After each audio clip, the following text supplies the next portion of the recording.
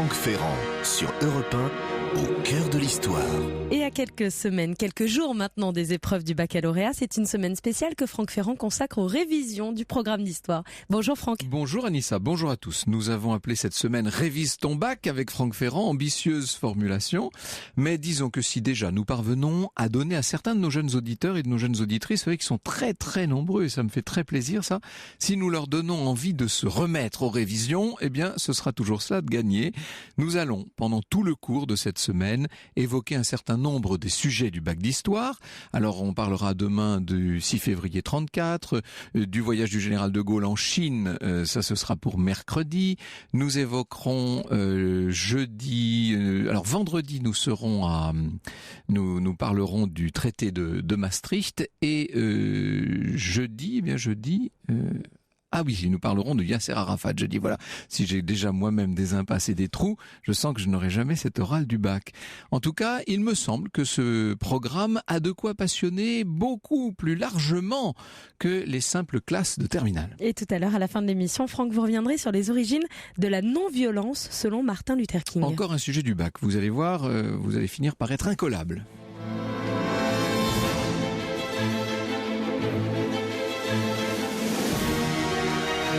Europe 1, au cœur de l'histoire. Franck Ferrand.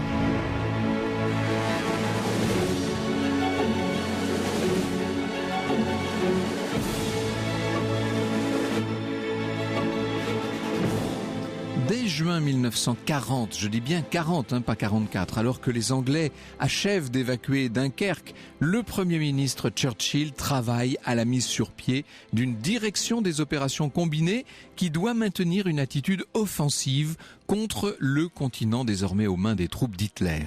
En août 42, les Anglais avec les Canadiens lancent un raid sur Dieppe qui a laissé des souvenirs dans la population. Nous parlerons des souvenirs, nous parlerons de la mémoire puisque c'est le sujet, c'est l'angle en tout cas du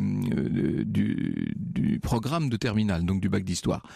En novembre 42, les Anglo-Américains débarquent évidemment en Afrique du Nord. En juillet 43, c'est le débarquement de Sicile qui va se prolonger en Italie dès le mois de septembre.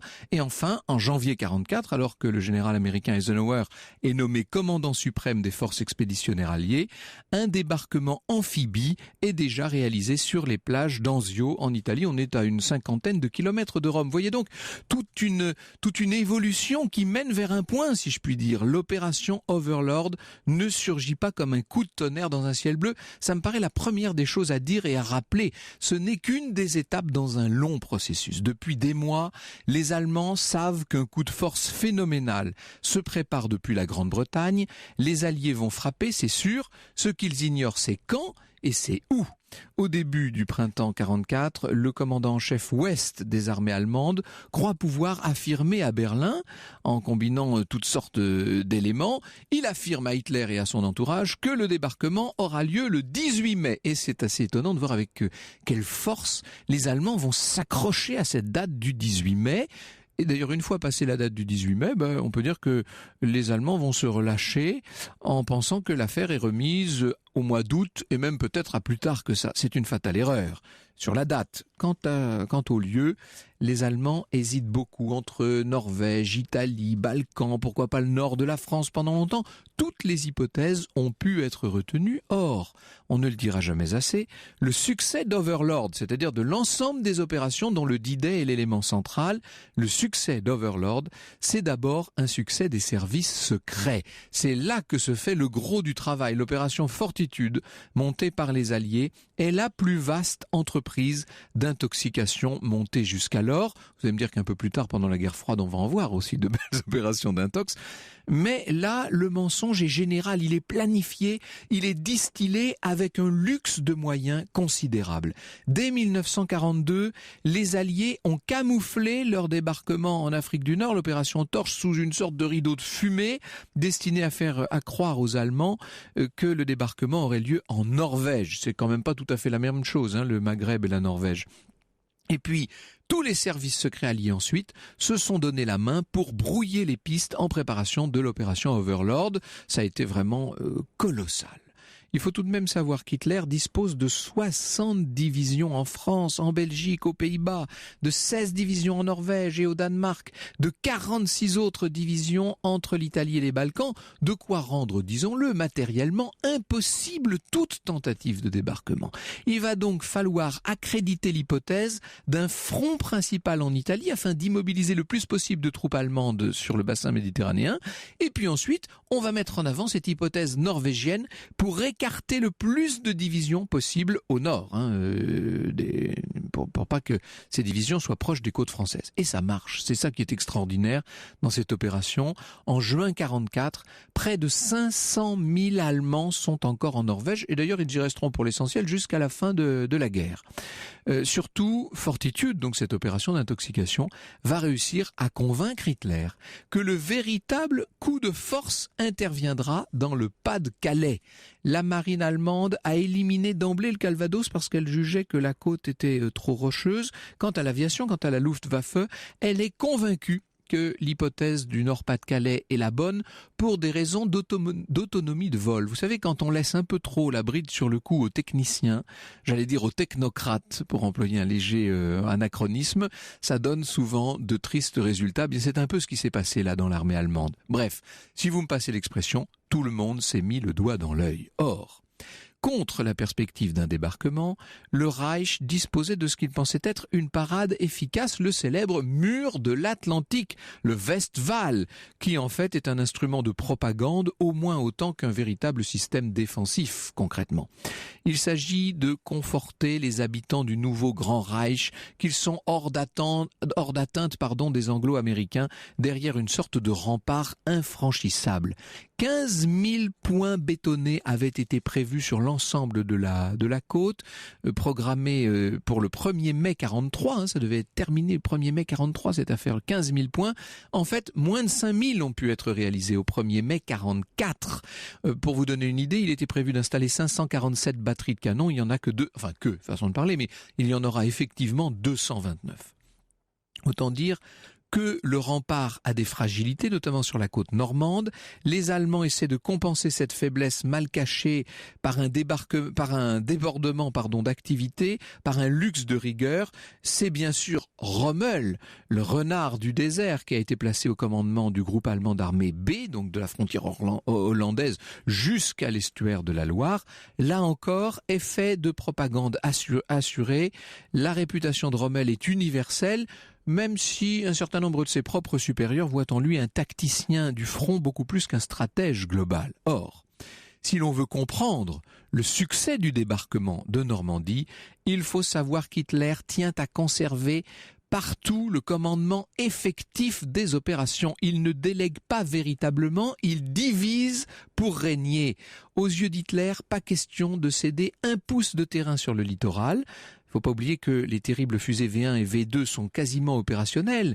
Leurs différents sites de lancement sont tout près des rivages de la Manche. Il n'est pas question aux yeux d'Hitler de mettre en danger ce qui à ses yeux constitue une sorte de joker dans cette guerre devenue interminable. C'est une musique de John Williams, c'est un extrait de la bande originale du film Il faut sauver le soldat Ryan. Cette semaine, Franck Ferrand vous propose de réviser les sujets de terminale pour préparer le baccalauréat. On parle du débarquement aujourd'hui et Franck Ferrand revient dans un instant.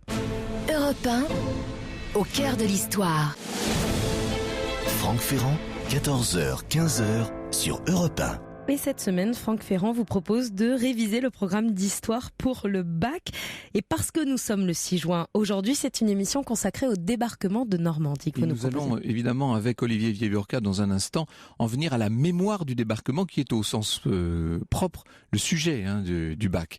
Alors, en France, que se passe-t-il ? Vous savez que l'opinion reste largement attentiste. C'est vrai que la résistance est de plus en plus nombreuse, de plus en plus active. Pour vous donner une idée, au premier semestre 44, la résistance a quand même réussi à saboter 800 locomotives, pour vous donner un exemple. Mais la presse continue à éteindre, si je puis dire, les petites flammes.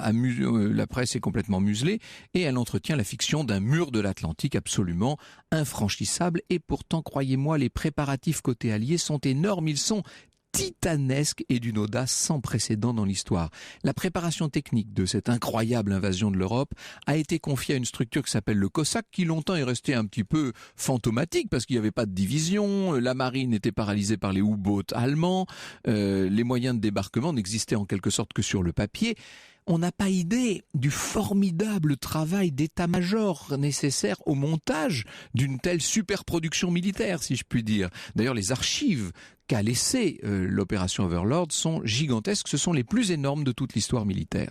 C'est au début de 1944 que le plan, après toutes sortes d'hésitations, etc., c'est au début de 1944 donc que ce plan, très inspiré par les Américains, est adopté. 3 divisions d'assaut, une division aéroportée, qui vont donc se déployer entre l'estuaire de l'Orne et la pointe du Hoc, et tout ça relayé par 16 divisions britanniques qui arriveront par la suite et 20 divisions américaines arrivées tout droit des États-Unis. Le but est de créer un foyer entre la Seine et la Loire, d'où lancer une offensive générale en direction du Rhin. C'est ça le but. Et n'oubliez jamais que, pardon de donner des conseils, mais c'est pour que toutes les idées soient bien en place, la conférence de Téhéran avait prévu un second débarquement qui aurait lieu en l'occurrence en Provence. Au départ, on pensait que les 2 débarquements allaient avoir lieu en même temps. C'est le 14 janvier que Eisenhower s'installe à Londres pour prendre le commandement. Sous l'influence de Montgomery, le plan est changé au dernier moment. On met plus d'hommes sur le coup en Normandie. 5 divisions d'assaut, 3 divisions aéroportées. Ça va obliger à ajourner le débarquement de Provence qui du coup n'aura lieu, vous le savez, que le 15 août. L'opération Overlord elle-même est reportée du 1er mai au 1er juin. Rappelez-vous que dans l'esprit des Allemands, ça doit être le 18 juin. Alors le 6 juin, 15 minutes après minuit, le commandement suprême des forces alliées, sous la responsabilité du général Eisenhower, donne le signal de l'assaut contre la citadelle Europe, comme disent les Américains, aux mains de l'Allemagne nazie, cette citadelle Europe. Les opérations commencent par l'envoi de divisions aéroportées en arrière des plages du débarquement. Alors vous avez peut-être vu le film Le jour le plus long, bien entendu, de Cornelius Ryan. Plus récemment, il y a eu effectivement de Steven Spielberg, Il faut sauver le soldat Ryan, d'un réalisme extraordinaire. Mais l'image que je garde, moi, c'est bien celle du jour le plus long. Cette image, vous voyez le petit jour grisâtre et brumeux et d'un seul coup, la gigantesque armada des Alliés qui se met à couvrir la mer grise et moutonneuse. Une infinité d'embarcations qui se rapprochent des 5 plages retenues pour ce débarquement. Utah Beach, Omaha Beach, Gold Beach, Juneau et Sword. L'opération Overlord, qui engage donc le 21e groupe d'armée du général Montgomery, vient de commencer. Sur la mer qui est houleuse, ne l'oublions pas, les chalands de débarquement pleins de soldats attendent l'ordre d'attaquer, de débarquer. Cette flotte immense fait du bruit, évidemment, les moteurs, les palans de grue, les volets, et puis tout cet ordre constamment répété par haut-parleurs. Alignez-vous, alignez-vous, le tout sous contrôle des patrouilleurs plein gaz. Il va y avoir une sorte d'aller-retour permanent, une navette des chalands de débarquement entre les plages elles-mêmes et les navires où sont les troupes, bien entendu. Nous étions il y a 2 ans avec Lorena Martin, avec l'équipe, nous étions à bord d'une de ces péniches du débarquement. C'est extraordinairement impressionnant. Et le capitaine qui pilotait cette péniche nous racontait que lors du 6e voyage, l'un des derniers, il y avait les soldats qui étaient là dans la péniche avaient du sang jusqu'aux chevilles parce qu'on canardait, bien entendu. Il est 5h30 à présent. La première vague se rapproche des plages. Les zones ont donc été divisées en sous-secteurs qui portent chacun, vous l'avez entendu, un nom de code. Leur H, vous le rappelez peut-être, c'est 6h30, donc à H-5, 5 minutes. 6h25, la 29e division commence à toucher la terre sur la partie d'Omaha qui lui a été attribuée. 32 chars amphibies touchent terre pour couvrir la première vague d'assaut qui s'ébranle avec beaucoup de pertes. Là, c'est absolument terrible. Dès 6h33, les équipes de démolition du génie entrent en action. Il va falloir déblayer 16 passages de 50 mètres de large à travers toutes les défenses installées depuis tant de mois par les Allemands. Ça va demander 27 minutes, ça. Parce que dès 7 heures, c'est-à-dire à H plus 30 minutes, ce sont 5 vagues de soldats qui vont donc débarquer toutes les 6 minutes. 6 minutes, ça débarque constamment. Alors c'est toujours facile de raconter tout ça, évidemment, installé confortablement dans un studio, mais imaginez, rendez-vous compte de ce que c'est pour ces hommes plus ou moins trempés, dont la plupart ont le mal de mer, ce que c'est que de sauter dans l'inconnu, d'avancer dans l'eau avec le harnachement, bien entendu, dans l'eau jusqu'au ventre, parfois jusqu'à la poitrine, avec les rafales donc d'artillerie qui fauchent littéralement vos camarades tout autour de vous. Faut un courage considérable. Les Alliés pensaient que les canons allemands seraient largement mis hors d'usage par le pilonnage aérien et maritime de l'artillerie alliée. En fait, la plupart ont résisté. Ils entrent en action au moment où les premières péniches viennent s'échouer quasiment sur le sable des plages. Ce sont 3000 Américains qui débarquent à la première vague.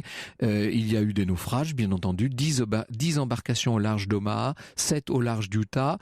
Pour certains, on peut dire que le débarquement s'est achevé avant d'avoir commencé.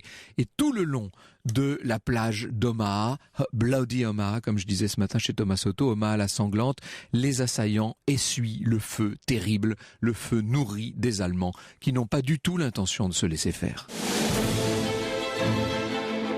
Cet après-midi, Franck Ferrand vous propose une émission consacrée au débarquement de Normandie le 6 juin 1944. Franck Ferrand, vous êtes toute la semaine à réviser le baccalauréat. Si vous avez des questions ou des réactions à cette émission, n'hésitez pas. Rendez-vous sur les réseaux sociaux, Twitter avec le hashtag ACDH. Il y a aussi la page Facebook Au cœur de l'histoire. Franck Ferrand revient dans un instant. L'histoire sur Europe 1, c'est avec Franck Ferrand. Franck Ferrand, 14h, 15h sur Europe 1. L'épreuve d'histoire du baccalauréat, c'est dans 10 jours. Franck Ferrand a donc décidé de vous aider dans vos révisions avec aujourd'hui l'une des dates les plus importantes du XXe siècle, celle du 6 juin 1944. Les Alliés viennent de débarquer en Normandie, Franck Ferrand, mais les soldats allemands ne vont pas se laisser faire. Oui, et à 7 heures, donc, la seconde vague d'assaillants se précipite dans l'enfer d'Omaha. La plage et la mer sont rougies de sang. Du matériel abandonné jonche à présent le sable. On avait promis à tous ces jeunes gens que les défenses de l'ennemi allait être considérablement amoindrie par les bombardements. En fait, c'est un déluge de feu qui les accueille et qui accueille chaque vague sur Omaha Beach. Sur Utah Beach, les choses se passent heureusement un peu mieux. La défense allemande est moindre. Dès la 3e vague, les soldats américains de la 4e division peuvent envahir la plage et se ruer vers l'intérieur des terres, ce qui était le but, bien entendu. Pendant ce temps, 225 Rangers prennent d'assaut la falaise à l'aide d'échelles empruntées aux pompiers de Londres.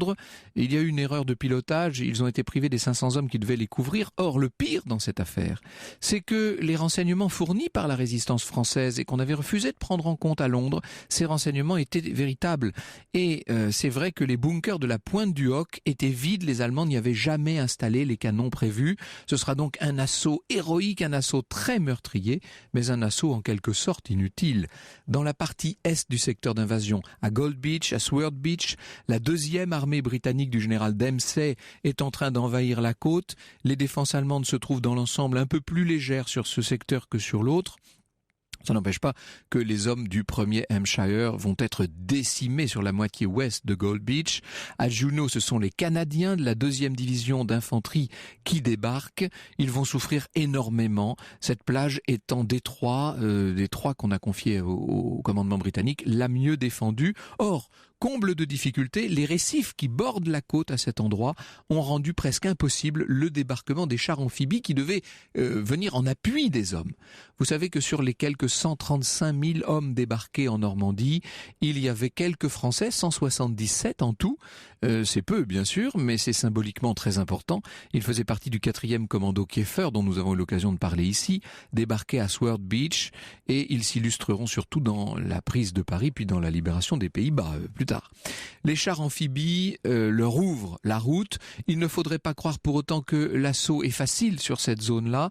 Au moment où débarque la 3e vague notamment, des obus allemands se mettent à exploser partout sur la plage. En fait, le débarquement d'Utah n'a pas eu lieu au point qui avait été prévu, mais c'est l'exemple même d'une erreur heureuse parce que justement à cet endroit, les défenses allemandes étaient plus faibles. J'ai envie de dire parfois on tombe bien, parfois on tombe nettement moins bien.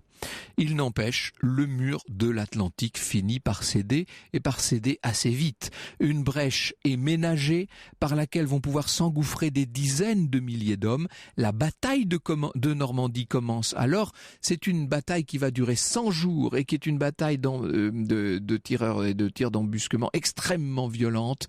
Elle s'achèvera donc quelques 100 jours plus tard par la destruction et la prise du Havre, alors que les troupes alliées, après avoir libéré la majeure partie du territoire français, franchiront la frontière belge, se lanceront par la suite dans la libération de l'Europe. Vous voyez que ce débarquement doit être considéré comme une étape absolument essentielle et combien spectaculaire, mais une étape seulement dans un processus dynamique beaucoup plus large. Bonjour Olivier Vieillorca. Bonjour. Ça c'est pour les événements en tant que tels. Ce que nous allons voir maintenant avec vous, c'est l'empreinte qu'ils ont laissée, c'est la fameuse mémoire du débarquement. Europe 1, au cœur de l'histoire. Franck Ferrand, 14h, 15h sur Europe 1.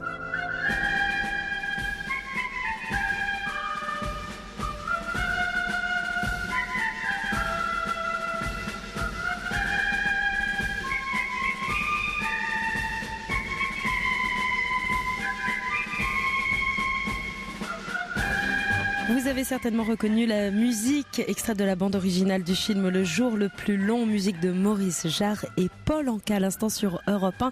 Car aujourd'hui, Franck Ferrand, vous nous proposez, pour aider tous les jeunes en terminale à réviser leur bac d'histoire, vous nous proposez une émission consacrée à la mémoire du débarquement avec votre invité Olivier Vieillorca, historien, professeur à l'École normale supérieure de Cachan et auteur d'Histoire du débarquement en Normandie, des origines à la libération de Paris, paru au Seuil. Et auteur aussi de La mémoire des Unis, le souvenir politique des années sombres de la libération à nos jours.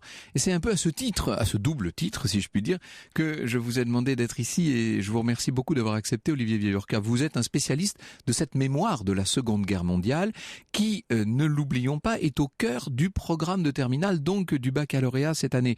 C'est-à-dire qu'en fait, au-delà des événements que je viens de raconter un peu brièvement, de résumer, ce qui intéressera les correcteurs, c'est la mémoire de ce débarquement. Alors, la mémoire, elle passe, et la bande originale du film Le jour le plus long nous le rappelle, elle passe par le cinéma, bien entendu, mais pas seulement. Elle passe par un ensemble de commémorations, elle passe par tous les écrits, elle passe par le vécu qu'on peut en avoir, etc. Ce qu'il faut peut-être dire, c'est que pendant très longtemps, pour une raison qui est liée directement au général de Gaulle, le général de Gaulle n'a pas très bien vécu les circonstances du débarquement, en France, au plus haut niveau de l'État, on n'a pas ou peu célébré le débarquement de Normandie. Oui, vous avez entièrement raison. On peut avoir l'impression que les cérémonies que nous avons connues en 1984, en 2004, en 2014... ont toujours existé. Voilà, ont toujours existé. Or, c'est faux, et de manière plus générale, ce qu'il faut dire, et notamment aux jeunes auditeurs, c'est que la mémoire de la Seconde Guerre mondiale, elle a évolué.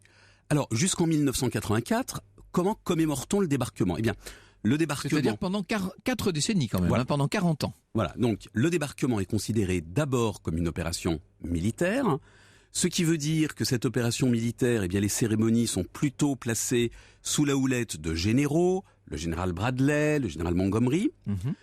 Le débarquement est considéré d'abord et avant tout comme une affaire anglo-américaine et peu comme une affaire française. Et pour cause, Et pour cause, bien sûr. Vous n'avez que le président René Coty qui, en 1954, se rend sur les plages du débarquement. Et en 1964, le général de Gaulle refuse de s'y rendre, considérant justement qu'il n'a rien à y faire.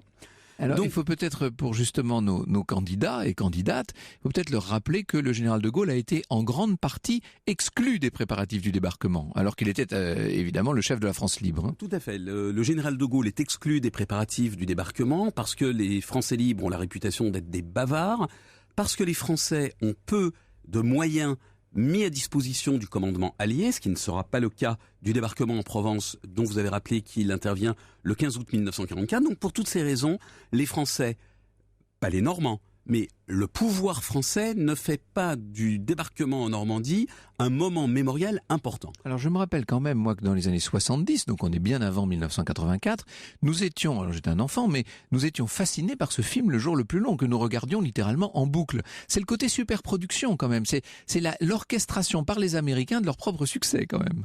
Tout à fait. Alors, cela ne veut pas dire que les Français ne se souviennent pas du débarquement. Les Français se souviennent du débarquement parce que déjà, les Normands ont une mémoire spécifique de cette opération.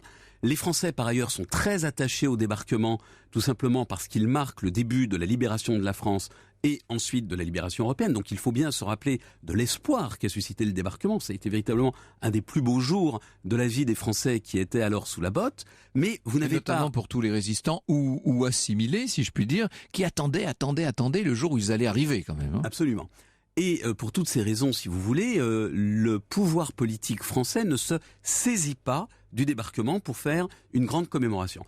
Tout change avec François Mitterrand en 1984, qui là va faire une cérémonie qui, au fond, a été le cadre des cérémonies qui vont suivre. Alors, c'est quoi ce cadre ? D'abord, ce ne sont plus les militaires qui organisent la commémoration, c'est le pouvoir politique, les chefs d'État. Ensuite, ce n'est plus simplement un tête-à-tête anglo-américain, c'est l'ensemble des nations qui ont participé à cette incroyable aventure, c'est-à-dire les États-Unis, le Royaume-Uni, le Canada, et représentés au plus haut niveau. Il y avait aux États-Unis à l'époque un président qui était un ancien comédien et qui était une sorte de superstar planétaire, et sa présence, Ronald Reagan, donc, a joué un rôle aussi. Alors, vous avez entièrement raison de le rappeler. On peut croire que le débarquement en Normandie a été un élément capital dans la mémoire américaine de la guerre.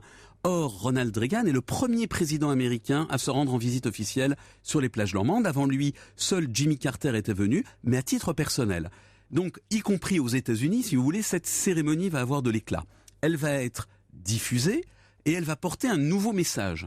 Et ce message, c'est que le débarquement marque l'aube grand 1 de la libération, grand 2 de la paix et grand 3 de la construction européenne. Alors ici, nous sommes bien dans un phénomène de reconstitution. J'allais dire, moi, de récupération politique. Ou de récupération politique, c'est-à-dire que je crois que jamais Eisenhower n'a pensé qu'en libérant la France, les Pays-Bas, puis l'Allemagne, eh bien, il allait donner naissance au marché commun et ensuite au traité de Maastricht. Mais c'est un petit peu le discours que le politique va vendre à l'opinion publique.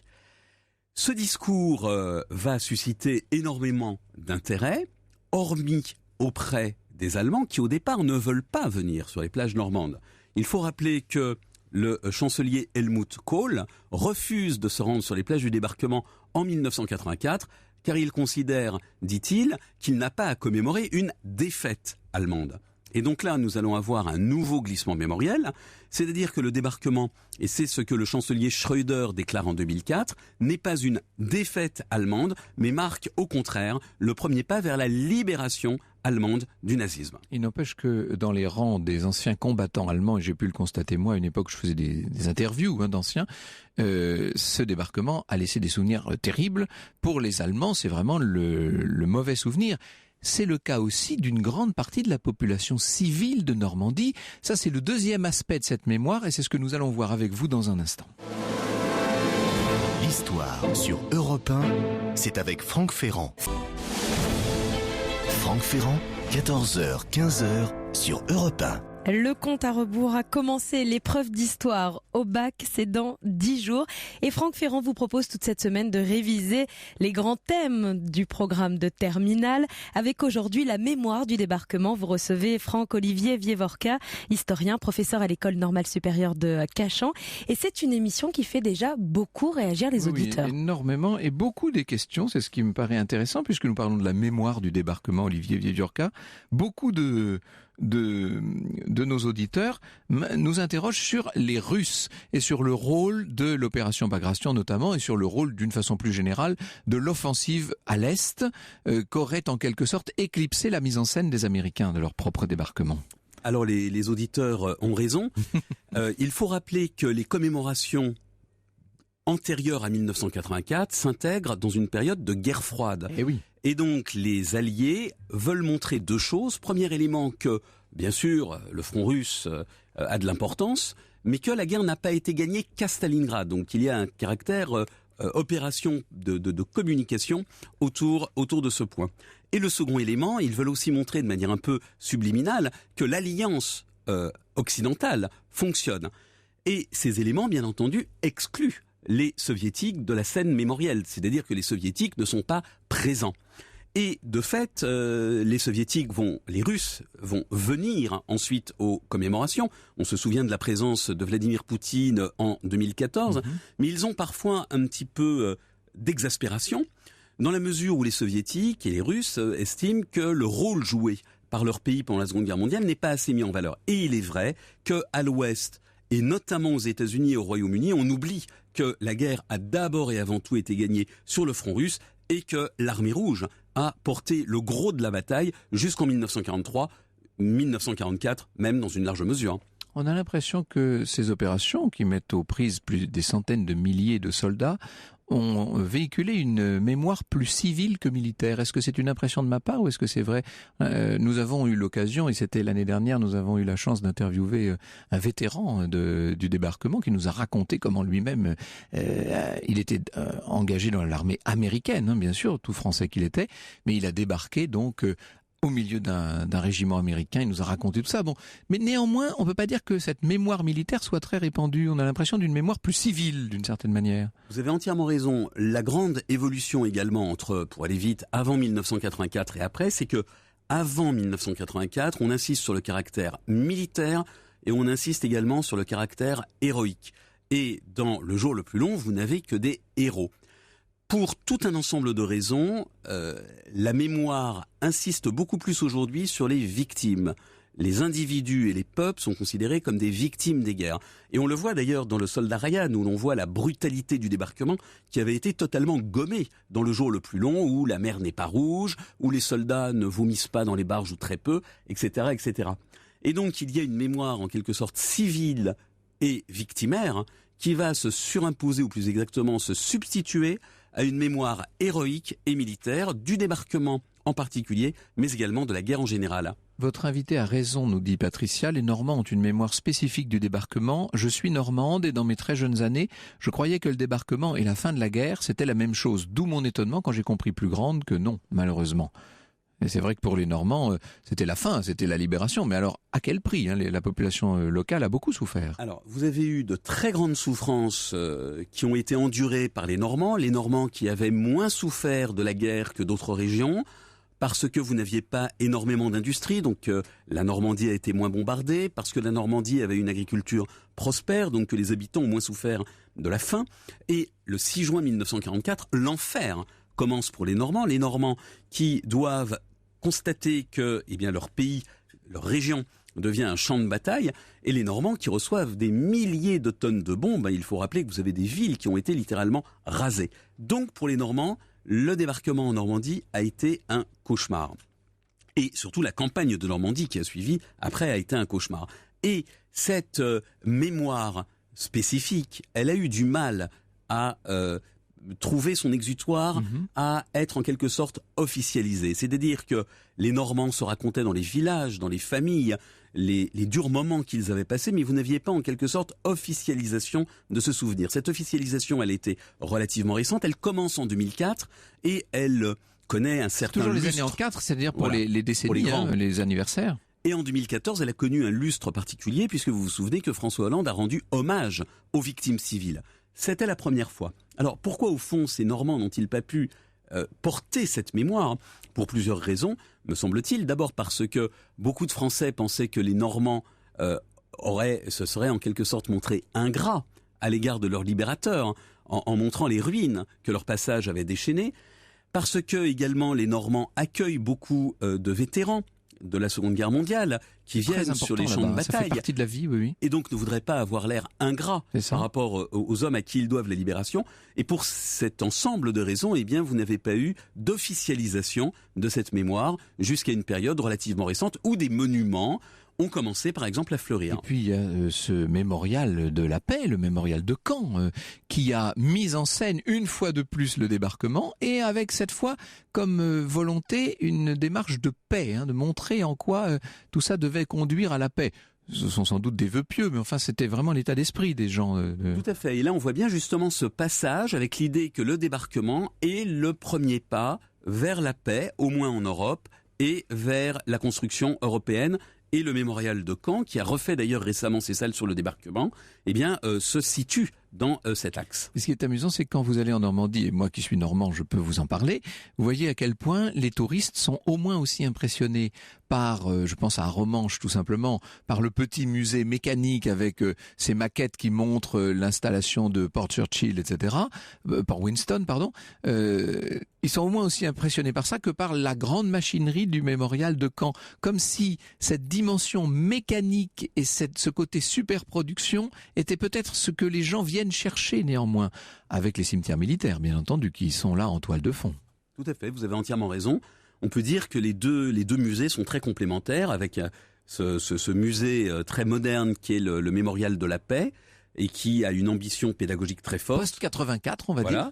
Et ce mémorial d'Arromanches qui présente une vision peut-être un peu plus ancienne, mais qui est tout aussi émouvante. Oui. Et cette vision plus ancienne, alors c'était plutôt celle d'avant 84, d'une certaine manière.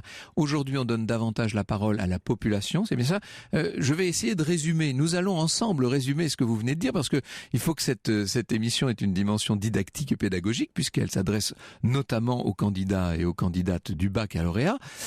On peut dire que le grand point d'inflexion dans la mémoire du débarquement, c'est ce qui se passe 40 ans après le débarquement. Ce sont les célébrations orchestrées par François Mitterrand en 1984. Vous avez entièrement raison, et si on peut donner un conseil aux candidats, c'est de faire bien attention aux évolutions mémorielles, c'est-à-dire que la mémoire de la Seconde Guerre mondiale a évolué. Pour le débarquement, c'est 1984.